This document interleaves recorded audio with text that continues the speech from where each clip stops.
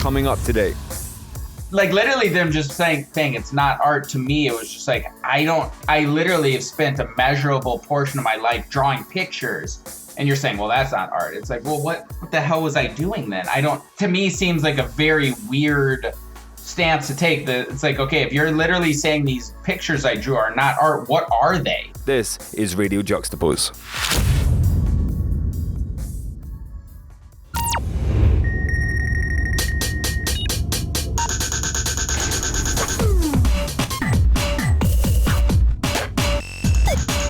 For years I've been asked the question who I think the next Banksy is, and I can't help but wonder if it's Beeple. Before you pull the plug on this episode, bear with me a second here, because I'm still trying to work this one out for myself. Banksy was the leading figure in an art movement shunned by the art establishment. He wasn't the first, wasn't necessarily the best, but his output was unlike anyone else, and he broke through that underground bubble to become a staple in mainstream culture. So when self-taught digital artist Mike Winkelmann, better known as Beeple, threw out the rulebook by selling a digital piece for $69.3 million at Christie's, he put the crypto community, and more significantly, NFTs, on the map. The piece itself was a single digital collage comprised of 5,000 individual pieces that had been created from start to finish every day for 13.5 years. And just in the same way that Banksy inspired a generation of artists to pick up stencils and start painting of walls and cities, Beeple's work has now inspired a new generation of artists to push the possibilities of digitally created works. And whether we care to admit it or not, there's a lot more similarities between the two than you might realise, and not just the subversion of pop cultural and political figures in the work. So what exactly is an NFT? A non-fungible token is a unit of data stored in a digital ledger called a blockchain that certifies a digital asset to be unique and not interchangeable. Thank you, Wikipedia. These could be incredibly well-rendered unique works created in advanced programs such as Cinema 4D, but it could also be a recording of Messi scoring the last-minute winning goal of a World Cup, or a photo, or a tweet, or a meme. In short, an NFT is kind of like a digital trading card, and it could be the commodification of just about anything. And the market for them has exploded. In this episode of Radio Juxtapoz, Evan Preco and myself, Doug Gillen, sit down with Mike to delve into a side of the art world that is shaking things up. I should probably warn you that this episode surprisingly actually has even more swearing than the Action Bronson one, so you might want to pop your headphones in. Enjoy. I feel like be doing a disservice if we didn't just straight up ask what the fuck just happened. That is a good question. What the fuck just happened? That is a very fair question. I am trying to figure that out myself. It's definitely, I don't know. That's the craziest thing about this whole thing is like, I definitely did not see NFTs coming. Like I've been making digital art for like 20 years. And then all of a sudden, and I was thought of myself as, an artist or whatever. But I didn't really think of myself in the same way as like, other artists with like collectors and shit like that, because it just wasn't possible. There was no way to do that. I didn't really kind of think, one day there will be a way to do that where people can just straight up own the JPEGs that I make or the like AVI files, the like fucking, MP4s, whatever.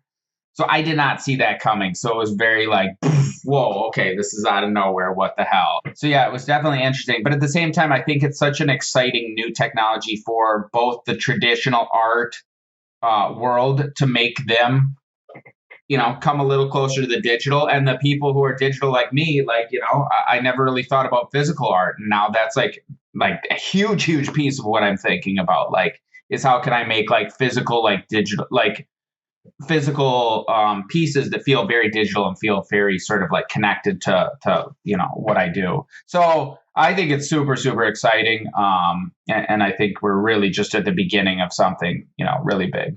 So you just said something interesting there. You never really considered physical art. What is your connection to art?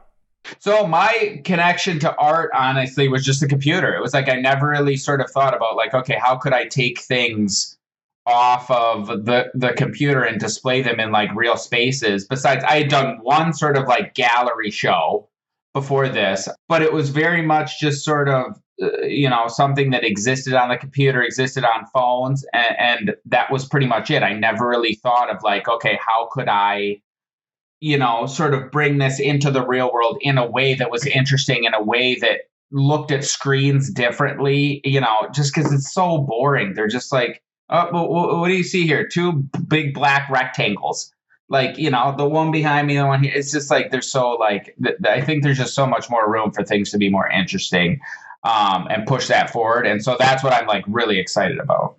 When did this interest for you then start creeping in? Digital art, honestly, it's sort of always been something that I've been like interested in. So as soon as we got like a computer when I was like 10 or whatever, it was like, boom, this is like mid 90s. I'm 39 or like early 90s. It was just like, as soon as we got this computer, it was just like, this is the fucking thing. Like this object is like the fucking, just like, I don't know. I just looked at it very differently than anything else, like, and always did. And always was very interested in what weird and interesting things you could do on a computer. And I think I was also very inspired by like electronic music in like the mid 90s. The idea of one guy in his bedroom making something, like now we very much just, okay, yeah, that's, everybody does it. You just do it on your phone. You don't even need the bedroom.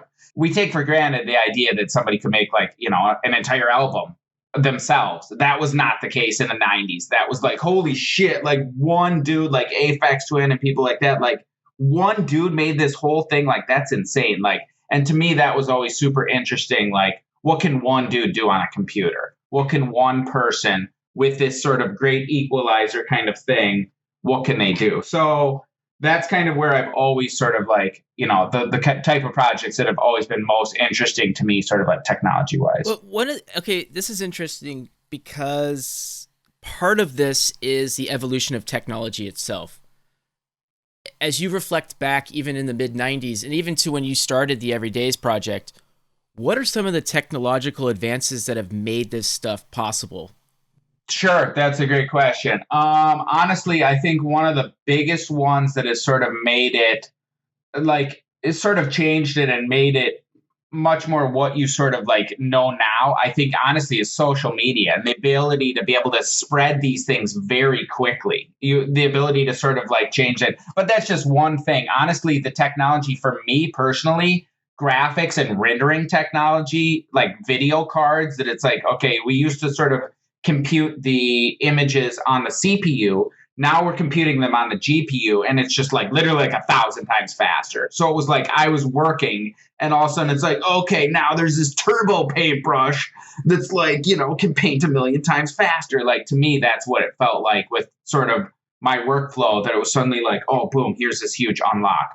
So there's little things like that sort of like, the rest of the world just kind of like, oh, a graphics card got better. Like, that's not really like news to anybody. They don't give a shit, or like, what the fuck is a graphics card? Like, they don't even know what the hell that is.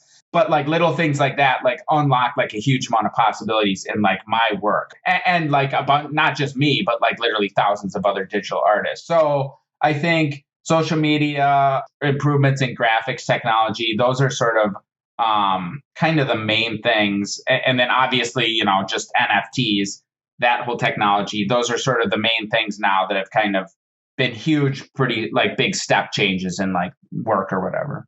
Just talking on that workflow then, has the development of technology made your workflow faster? Or does it mean that you just end up still still working the same amount of time on something, but just the result is different? Both. I can work much faster, and I can also, the result is very different, because it's like, there was things before where it was just like, I mean, there's a couple of things with that. One of them is sort of all of these sort of 3D libraries of assets. Like, that was not something that existed. It existed to a degree 10 years ago, but they were definitely nowhere number where it's like, oh, you type in bike, here's freaking, 1,000 bikes to choose from. Which kind of bike do you want? And then you're sort of art directing well, what kind of bike do I want in the scene?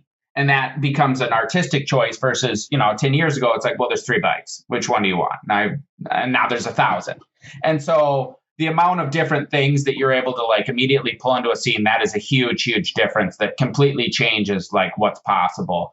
In the end, though, you just sort of like ramp up then. Then it's sort of like, okay, well, now I don't have to make a bike from scratch. That now I just get a bike. Now what can I do from there? I still spend the same amount of time. It's just spent differently because I have different tools and different possibilities that just wasn't a thing before. Like that just wasn't possible. There's something in there that I think I'm kind of interested in, because when we sit down with an artist, obvious question is, can you walk us through your process? Yep. And I think for a lot of listeners, it will be a lot easier for them to go, okay, well, I take my canvas and I take my brush and I paint.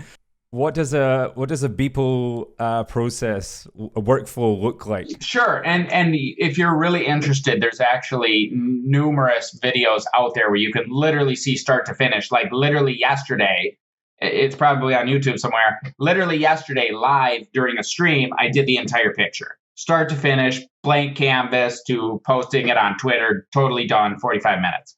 And those I think are interesting too, because you could see like, one, you could see the entire process. 2, you could see that it's like, okay, we're just going to fucking roll with it. People are throwing in ideas and it's just silly and stupid and just about creating and just getting back to a place where it's just like fun creation without putting too much sort of like pressure. But the basic workflow right now is, the program I use is Cinema 4D, and I have a huge library of all these different things.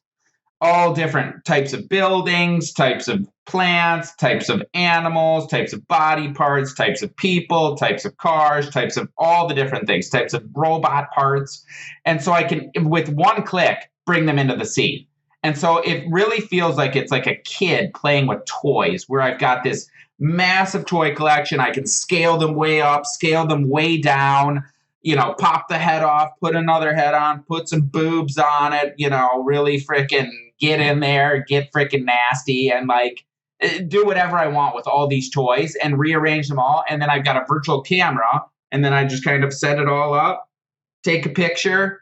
There's the fucking everyday. And so that's kind of the workflow. And then I can like draw shit on top of it and kind of like, there's a bunch of things from there. But it really feels like playing with toys, setting up the toys in a certain way, and like taking virtual photograph of it is really kind of an analogy I like to use.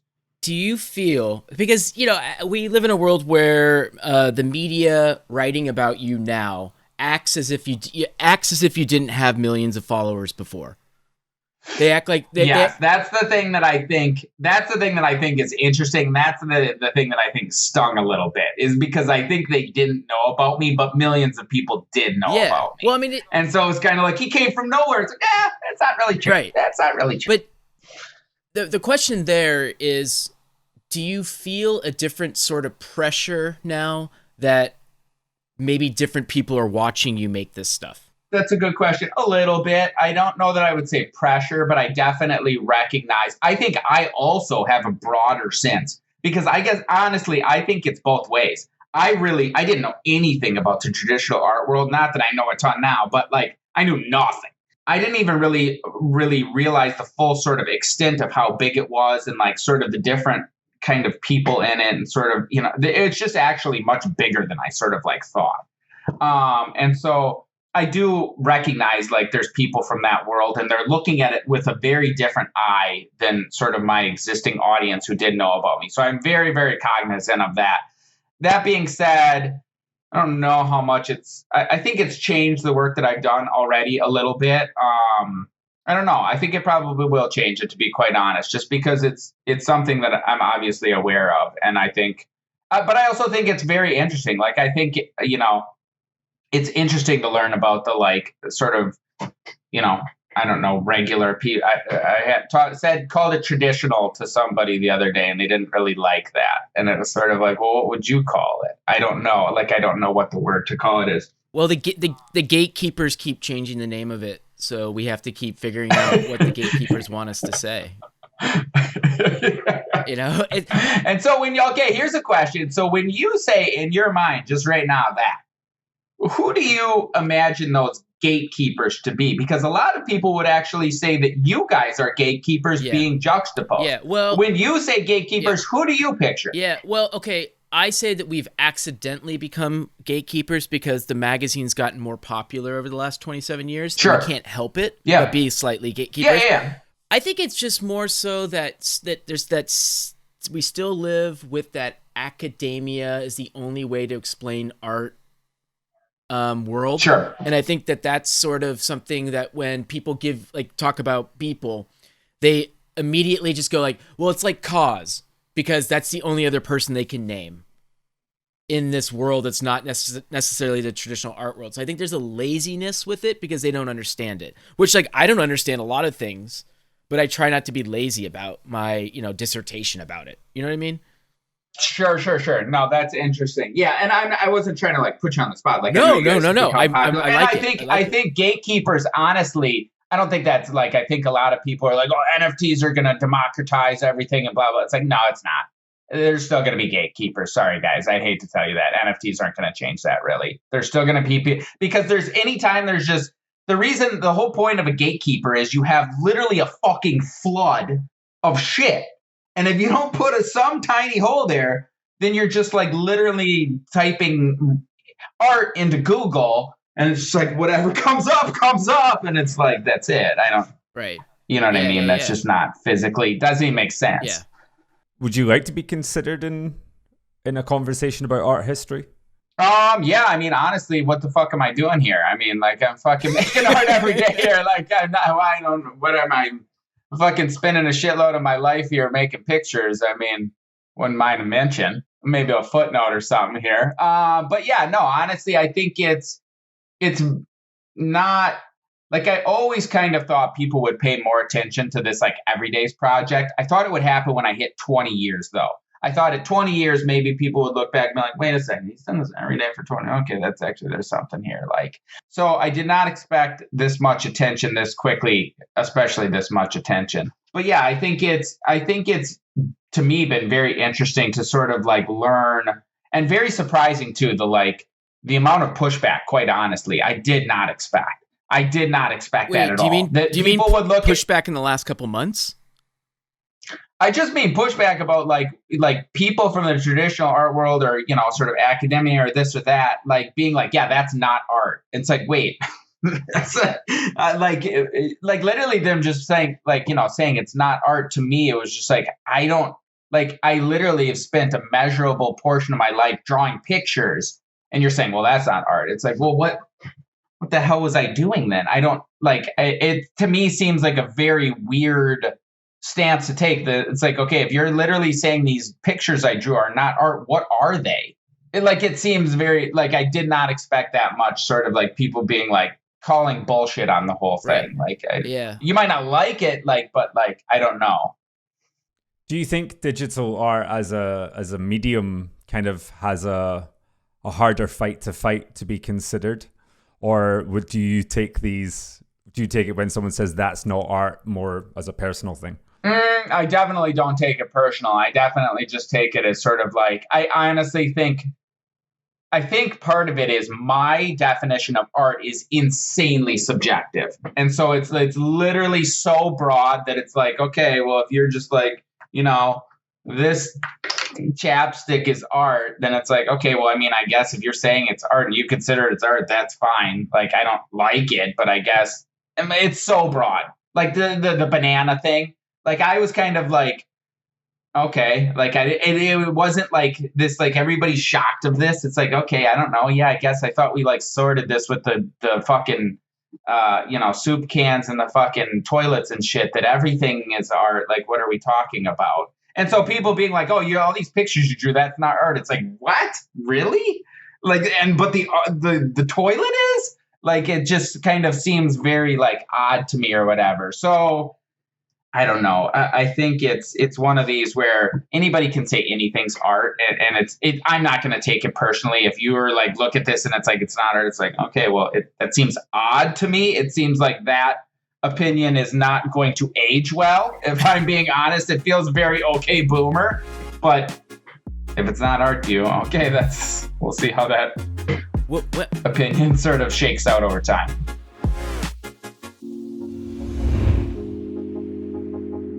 On May the 1st, 2007, Mike started out on his Everydays project, a series in which each day he would create and upload a new artwork from scratch.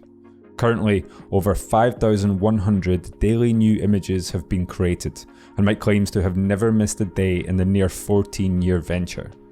In a content-thirsty generation, the Everydays project sits alongside the top tier of creators, whose pursuit of daily offerings serve as a dream for platforms like Instagram and YouTube. It's no coincidence that Beeple's Instagram profile was clocking in at almost 2 million followers before the NFTs were even in conversation. The project itself marks a timeline of technological possibilities. The hand-drawn sketches of 2007 are now art-directed worlds with a cinematic feel that look and feel like they've come out of the Pixar studio rather than a home one. Cinema 4D and Octane paired with highly advanced processing capabilities have opened up a new chapter in digital art and those creating it. When did the Everydays project become the Everydays project to you? Pretty quick, because I was always like, okay, it was a very clear sort of like start date, and it was like, I'm going to do this every day. And so I would say within a week, honestly, I feel like the first maybe 2 or 3 days were a little shaky, where I was kind of like, am I doing this? But then pretty quickly it was like, nah, I'm going to do this. And that's not to say that I knew that it was going to be like, I'm going to keep doing it forever. It was just like, I'm doing it. It wasn't really sort of like, how long is this going to last? I would say after the first probably year to two that it was like, oh, okay, yeah, no, this could be like a thing. Like this could be like a thing that lasts for a sec here. What was the first piece? So the first drawing was actually in a sketchbook, and I just realized this. It's a drawing of my Uncle Jim that I like drew and like cut out or something and like taped into a notebook. But there's actually, and then I scanned in just him. But actually on that page, there's another picture of my other cousin on the page as well that I just realized that looking through the notebook for the first time in, I don't even know, a decade or something. Just very recently, that's like, oh shit, there's another picture on this page that I didn't scan in. So yeah, that was sort of the like very first piece. Do you still hand draw stuff? Not really. So the first year was drawing because I wanted to get better at drawing, and I saw an illustrator out of the UK, Tom Judd, who did like a sketch a day. And then after the first year, I transitioned to sort of like 3D stuff. No, I'm very bad at drawing. Very, very bad. Like I draw sometimes, but it's just very, very. And the reason I don't like drawing very much is because there's no undo. And that undo function is a big, big piece of how I work. The ability to just say, oh, I'm going to try this. Nah, I don't like that. I'm going to try this. Nah, I don't like that. I'm going to try this. Nah, I don't like that. You can't do that with drawing. You start to draw something, and if you have it like, oh, this is kind of like, this is decent. Then you don't want to fuck it up. Like, oh, if I put that line in there, and then it's going to fuck it up. And then I have to draw the whole thing over. And so I feel like the undo function is a key part of why I like digital art. That's gonna be the title of this podcast, is the undo function. The undo function. How does your structure look for your piece every day? What do you mean structure? To do something every day, you have to be quite regimented. You have to be incredibly regimented to do it for over 5,000. So how do you factor that into your life in a structured way? It's not as regimented as you think, because here's the thing.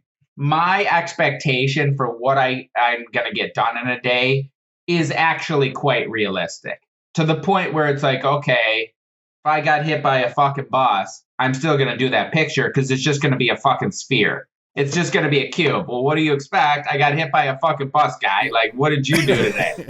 You know what I mean? Like, that's what it's going to fucking be. And that's what it is every day. This is not like every day, like, oh, okay, guys, back away. I've got to make a fucking masterpiece today. Day 5001. It's not that at all. It's like, I have to put a fucking JPEG on the internet. Like, what are we doing? Like, it's going to be what it is. And like, that's the fucking expectation level I'm going into. So it's not quite as like regimented as you think. I can assure you I am not like some fucking monk level, like fucking, okay, Wait, but come on. That is not me. Come on, Mike. There has to be one, like, occasionally where you go like, hey, that one was pretty good. There are some where it's like pretty good, but I feel like I got lucky. But I feel like those are days where I got lucky because I'm taking a lot of at-bats. I'm taking a lot of, like, I'm stepping up to the plate a lot. Okay. And so, yeah, occasionally you're going to be like, okay, yeah, that actually kind of turned out way better than I thought it would. Like, and those are days I honestly feel like, oh, I got lucky on that day. That's actually kind of decent. But those are pretty fair and few between. Is the day that you went up in Christie's one of the days where you got lucky? Oh, yeah. I mean, this whole fucking NFT thing, I feel like was insanely lucky just because it's, again, I started this project, 13 years ago, literally before blockchain even was a thing, literally before Bitcoin was a thing. This project started. And in retrospect, it's very like, it's actually kind of perfectly made for like collecting. Like it's literally numbered. Like it's like there's a first one. There's like a very, I feel very lucky that this technology that I didn't fucking invent NFTs, like came along and is sort of like very sort of perfectly suited. And just the way NFTs sort of rolled out, because in the beginning, and even now still to a very large degree, it's quite speculative. It's quite sort of like, this is, and all art is these people who kind of made a lot of money in crypto, speculating on crypto. And the way you made a lot of money in crypto is you just kind of like, oh, this Bitcoin thing, everybody thinks it's a joke. No, I'm going hard on that thing. I'm going hard as shit. And you were rolling the dice a bit here. And so people started rolling the dice on literally the exact type of art that I make. Because there's a lot of types of art out there.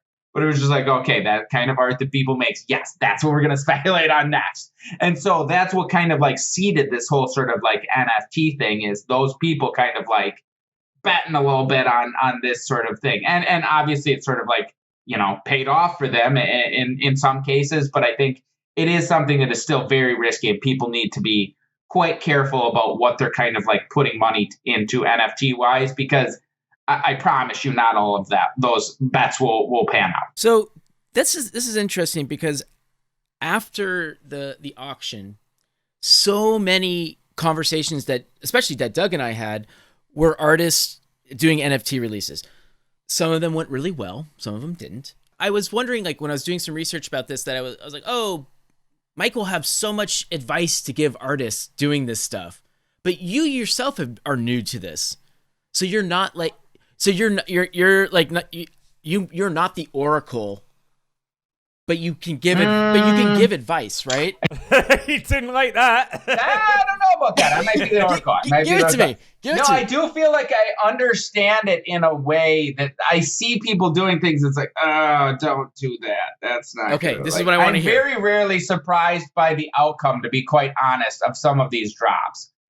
Like, it's very rarely where it's kind of like, oh, or I'm surprised, like, whoa, that sold, or like, whoa, that bombed. Like, it's more like, nah, I could have told you that was going to bomb. Now, why? Just why because is that? I think it's because there's a lot of market dynamics. There's a bunch of reasons. There's a ton of different reasons, but there's also, I think, one thing people don't understand enough or sort of appreciate enough is the actual market dynamics and the marketplace of where you're selling these things. That actually matters a lot, and how much you how you structure the drop in terms of, open edition, limited edition, single edition, blah, blah, blah. So there's a lot of different sort of like pieces of that I think can make it successful. I think it also matters how much, I think the biggest thing though, even besides that, is you can tell how much people put into it. And it's one of these things, it's no different than anything else. If you put a lot of fucking time and energy into like a release, people will get that. If you fucking half-ass it and it's some money grab bullshit, people will get that too. And so to a degree, I don't think there's that much of a secret. It's one of these things when you put out something that's very well thought out, and you can tell there's a bunch of craft and a bunch of thought and a bunch of intent and message, and it feels very purposeful, and it doesn't feel like, here's some shit I'm just selling. People will get that. And if you don't do that, people will get that too, and it will fucking flop. To a degree, I don't think there's that much of a secret. I think it's really one of these things where, if you're connecting with people emotionally and making like something that is really impactful, just like literally the picture hanging behind you, then it will connect with people. And if you don't, then it won't. Like, there's no secret. It's just like any other type of canvas. An NFT is really just a canvas. It's a blank canvas, a blank digital canvas. Did you have any reservations about doing a release, or did you kind of immediately think, oh, this actually is the best way for me to reach this audience I've grown over all these years? Honestly, no. I immediately like realized that this could be like have massive potential, because I saw it and it was just like, oh, this like immediately like clicks that it's kind of like, oh no, like this seems like this could be a real way to like truly collect this digital art in a way that's like, you know, because I sold prints before. I had like and I still do, I'm pretty sure. I have like a fucking Society 6 bullshit fucking, you know, web shop up for their garbage prints. Or nothing against Society 6. I love you guys. You guys have like a big partnership with Society 6. Parentheses. Thanks a lot, Jackass Beeple. This is in Beeple Jackass Trashes Society 6. Anyway, so like, but prints and like, you know, I was selling them, but I never sold a print for more than $100, because it's like nobody really gave a shit about them, and I didn't really give a shit about them either, because it was like, nah, I just wasn't excited about it. I was like, I could sell prints, but no, they're kind of whatever. They just didn't excite me that much. Versus when I see other artists like with prints, it's like, oh, that's really cool. Like, I'm very excited about that. I just think because it's not, my work is so digital. It's meant to be seen on screen. It's meant to be seen, you know, not printed out usually. I think you know, I immediately saw that these NFTs were a very different medium that had a lot of potential. So how do you see that, I guess, functionality of it changing, of NFTs changing? Functionality in terms of what? In terms of displaying more than anything, because it exists as something digital, so it's kind of bound to a device of some kind. It's not it's not a physical piece that's on a canvas that's displayed in a room. It exists somewhere else in a different way. And for a lot of people, it's quite hard to wrap their head around why this carries so much value.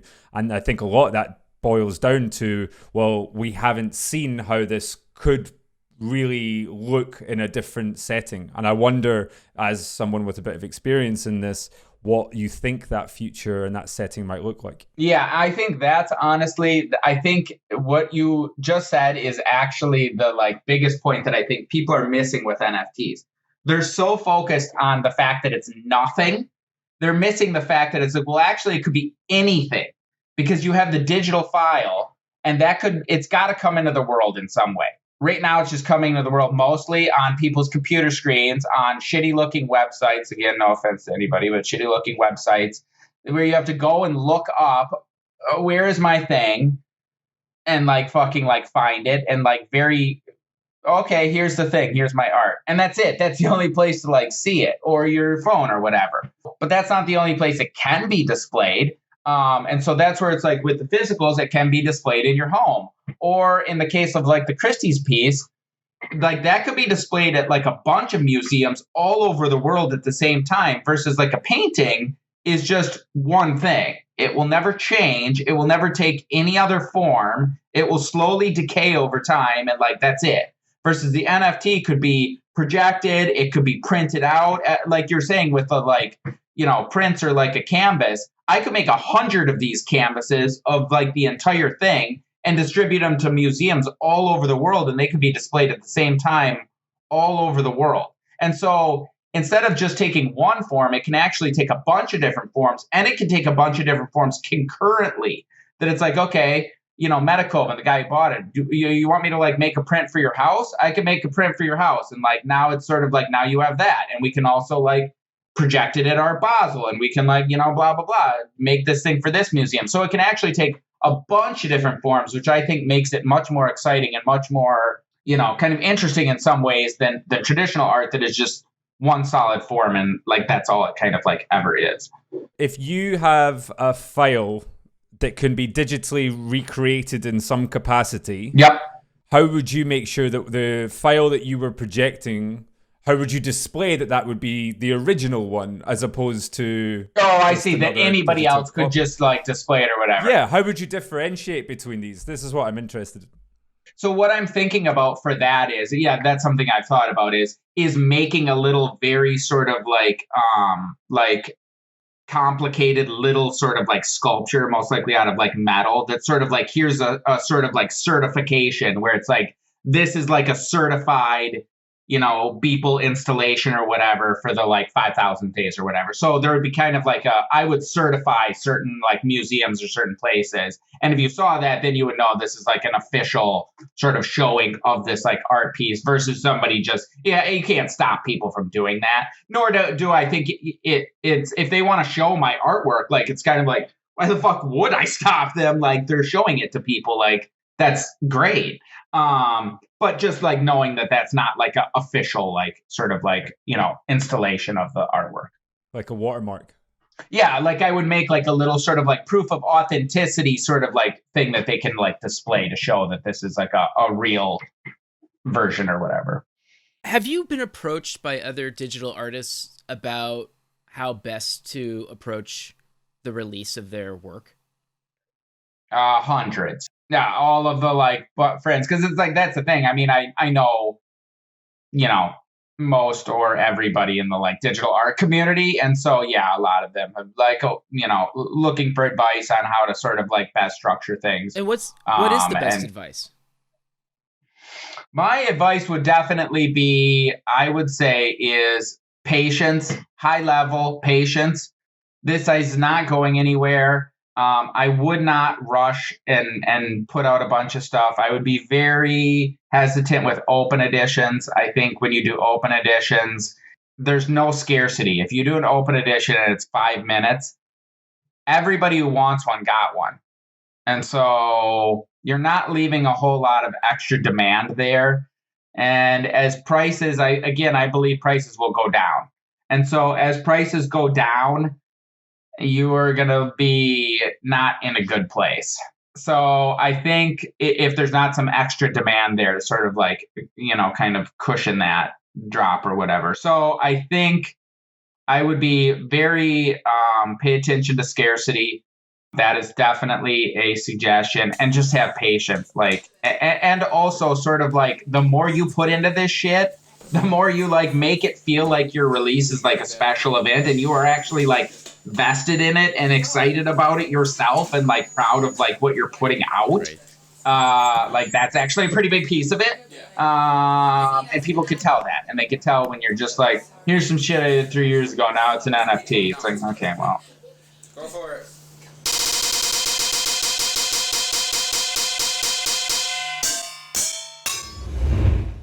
Digging through the back catalogue of his work, Beeple's website is kind of like an Aladdin's cave of digital output.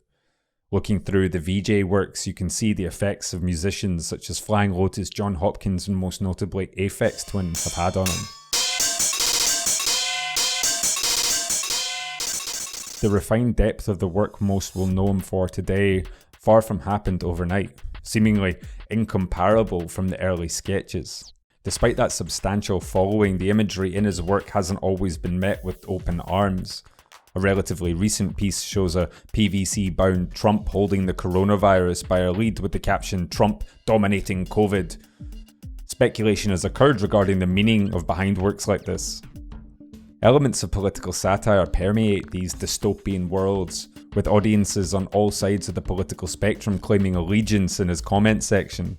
In an age where the meme wears the crown, the distinctions between political commentary and complete nihilism are more blurred than ever. Maybe that's the secret to Beeple's sauce.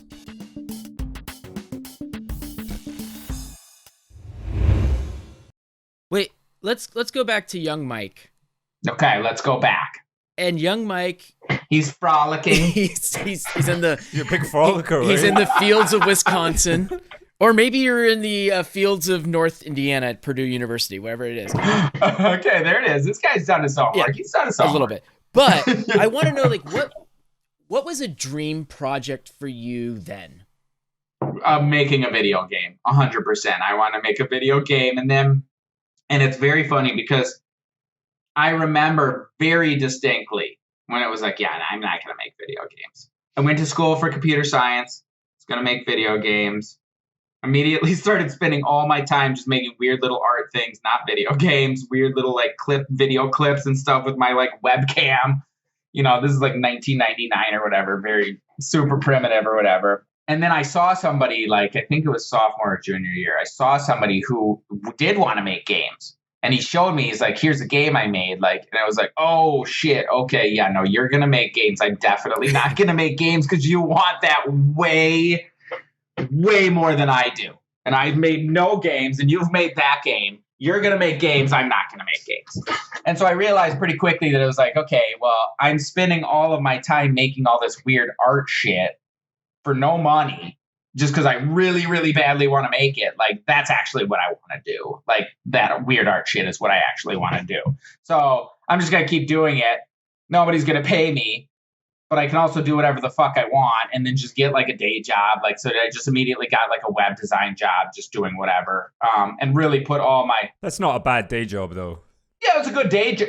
It was actually a great day job because it was crazy fucking easy. And so I literally only had to do about 2 hours of work a day. Like, literally, like at one point I timed myself. It was like, okay, I'm literally just doing 2 hours of work a day and I can literally fuck off and do whatever I want. I'm already sitting at a computer. That's all I want. I can just teach myself and do whatever the fuck I want like most of the day. Wait, what were you not getting in the video game design? Because it seems like you're somebody who knows how to build a universe. It was just that I don't like programming. I just didn't want to be a programmer. Like, I was going to school for computer science and it was just like, ugh, the amount of time it takes to just like program the shit out is just like, that is not fun. Like, if I could just like high level make a video game and somebody just like, I just direct it and somebody just make all the shit for me. Yeah, that'd be fucking great. I'd still be interested in that. But like, the actual making of the game, again, this is 1999. This is, you're somebody's fucking coding that. Right. Like, you're fucking coding that. Somebody is you. It's funny. The people in my life that are computer programmers are also very, very good at music. Do you have another skill? Everybody, yes. No, I feel like that too. Cause like, then I went to a job doing web design and like a lot of the people who I know who are I've got tons of friends who are programmers and a lot of them are like really good at music. No, I did music for a while and it was super fun. And like, I had a good time doing it, but I realized it was not like, I was not that passionate about it that it's like, okay, I'm just going to focus on the like visual stuff just because it's like, this is really fun, but it's not that good. And it's not like, I'm really much more interested in the like visual aspect of it. If Beeple was music, what would it sound There's like? music on my website. There's music. I can send you music that I did. Okay, it's very like, it's like IDM, IDM, like it is like Aphex Twin, Plaid, Square Pusher, like stuff like a shittier version of all those. It's like a shittier version of like Boards of Canada or something like that. That's good stuff though. It's like weird electronic music or whatever. And some of it is just like, oh my God, like just shockingly unlistenable. I promise you that. So set your expectations shockingly low. Intentionally unlistenable, or is that part of your thing? Do you want to? Are you trying to push it to that point, or is it like actually? I am really trying here, but it just sounds like that. No, I would say broader level though. Am I trying to push some things? I'm trying to push some things a little, like trying to like make you feel a little kind of like, I don't like that. I don't like You're that, definitely a button looks. pusher. Yeah. I don't like how that looks. But I think that's the thing that's interesting. If you can make something that's like really like gross and nasty, but also very like skillful and beautiful, and it's like, oh, okay, well, that's like a dick joke, but it's like, holy shit, that is like a dick joke that you took so fucking far. And like, there's so much craft and like thought and like detail and depth to that dick joke. Like, that's what I want to make. Like something that has like a ton of depth, but is also still like, there's a bit where you're like, oh, God damn it. Why did he have to do that? That son of a bitch. It's funny then, because with your work, there is what would you say the percentage then, if you had to break it down, of especially within the work that you've been posting in the last couple of years, how much of it is like social commentary, political commentary, and how much of it is literally just you doing dick jokes? Fucking around. That's a good question. I would say I mean, I would say every day it's a little of each. Like some of it is kind of like, here's a funny way to comment on this thing. And especially with Trump, it was just like, the fuck is even going on? Like, it was just like, so just like, what the fuck are we even like? Just reality was so fucked up. And so it was, yeah, just bizarre. I would say it's a mix probably, but then there's also a lot of stuff where it's like not every day I'm kind of like feeling like that. So it's like some days it's just like, okay, here's just like a chill picture of whatever. Like I would say it's really sort of dependent on my mood each day, that it's like, okay, I'm in like a, whatever fuck around mood, or I'm, wanting to say something slightly more serious, but most of the time there's some tinge of humor there, because I'm really not trying to like, you should think this or you should like that. It's always trying to like present more questions than like statements. Do you enjoy watching the kind of everyone that thinks that they get it in the comments to just sit and kind of go like, oh no, it's this, or he's pro this, or he's anti this?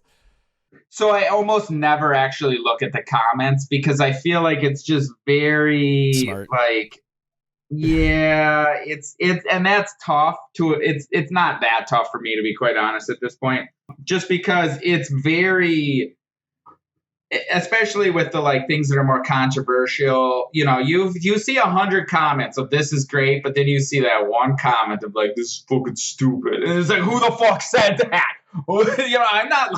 I'm like a fucking human. Like, I want everybody to like the stuff, and it's just, I don't, and then also seeing like, because every fucking picture is not like, this fucking masterpiece. So then also seeing the 99 comments, like, this is fucking amazing. That's not healthy either, when it's like, okay, I know I just totally fucking phoned that in. Like seeing, a parade of people jerk me off or something, that it's like, okay, guy, this was not that great. You fucking phoned that the hell in. Like, that's not healthy either. I feel like both ways, it's totally unfiltered. Like, that's the thing that's weird about social media, is like, it like literally is just asking a literally completely random group of people, hey, what do you think about me? Hey, what do you think about this thing I did? And then letting them just shout shit at you behind a veiled wall, completely anonymously, and they can just shout whatever shit they want at you, and you just like listen to that.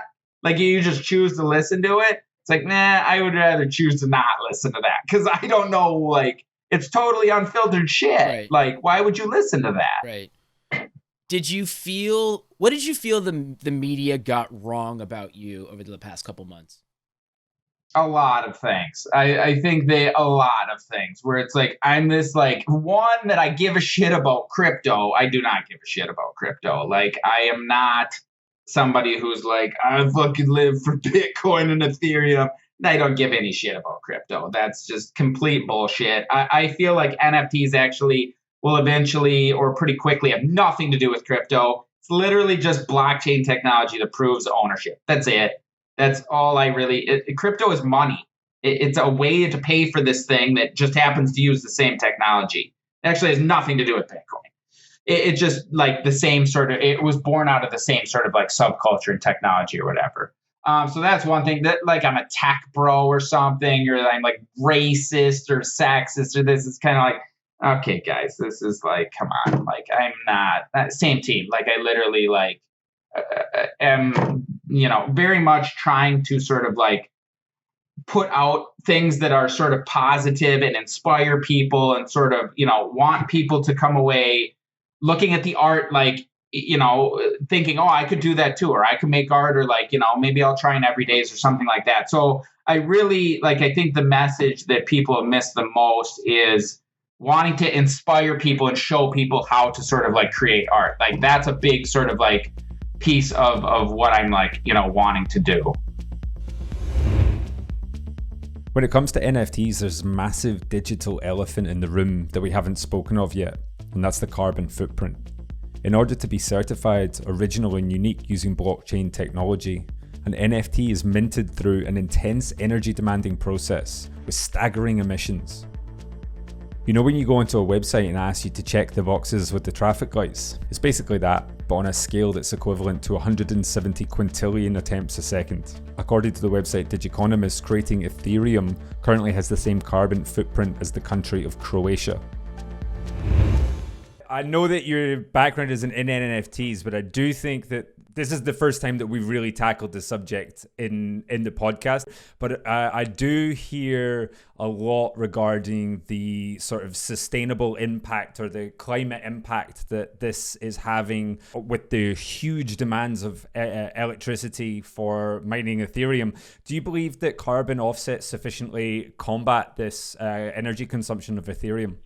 I wouldn't say sufficiently. I would say they definitely help. And then like in the case of like the stuff that I've done, it's sort of like, I'm not even like offsetting it. I'm like going like way beyond. So it's like, okay, if I would have not done this, I probably would have honestly not planted all these trees, you know, sort of to like go way beyond just sort of like, okay, it's equal. I'm doing this other thing. That being said, I don't think it needs to like it, which I believe it will. I believe most of these will just move to proof of stake, which will drastically pretty much like make that not an issue. Right now with Ethereum, they're on proof of work, which is just a way of computing the like NFT or whatever. It's kind of overkill in a way. So I believe pretty quickly a lot of this stuff will move to a different blockchain, or that blockchain or Ethereum will sort of like improve.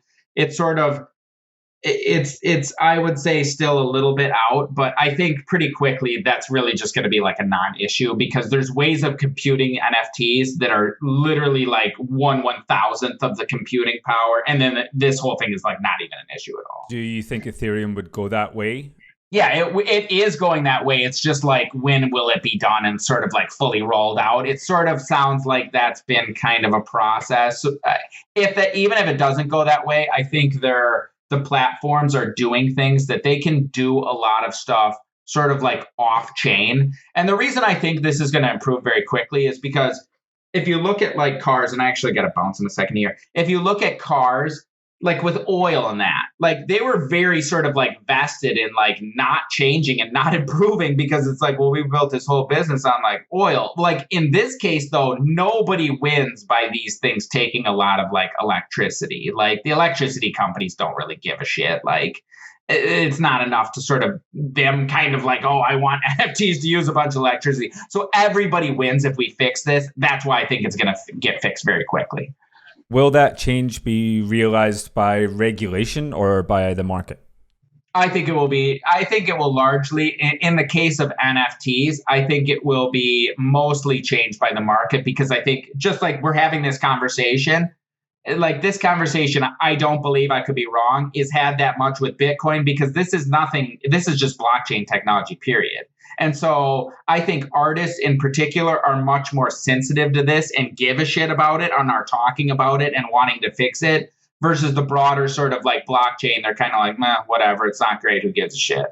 So I think artists in particular really want to like fucking fix this. So we've got you for a couple more minutes, and I just want to ask this question.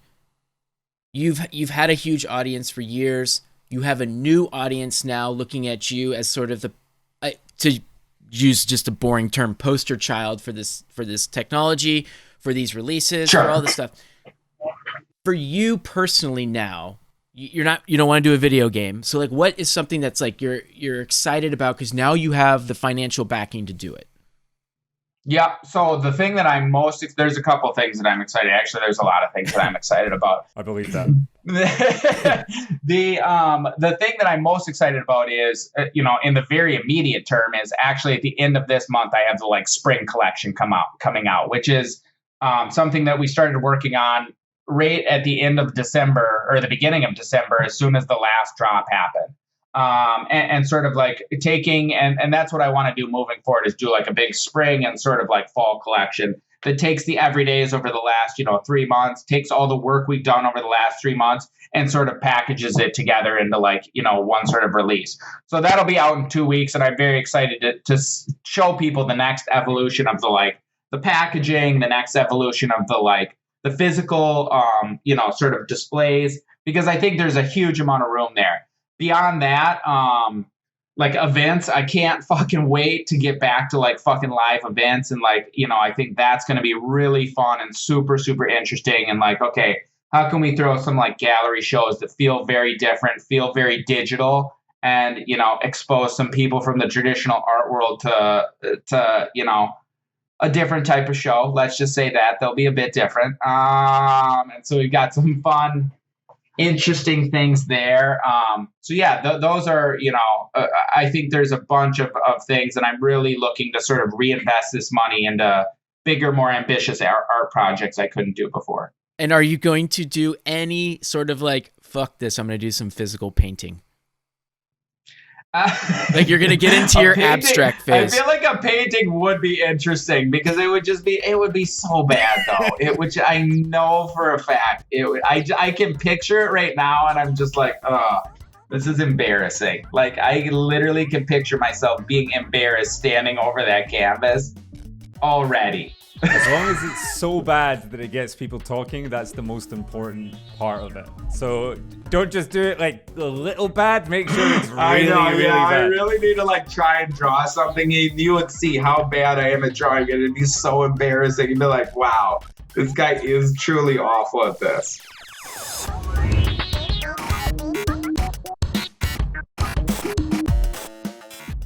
Beeple's artwork, whether it speaks to you or not, is resonating with a new generation of art fans, ones that will be continuing to explore the realm of possibility in digital spaces. And with 5,110 days working on a single project, there's a commitment behind Mike's output that cannot be ignored. The shape digital art takes in the future is constantly changing, but one thing's for sure, with numbers like this, it's not going anywhere anytime soon. Let us know your thoughts on the subject in the comments. Till next time, take care of yourselves and each other. Peace.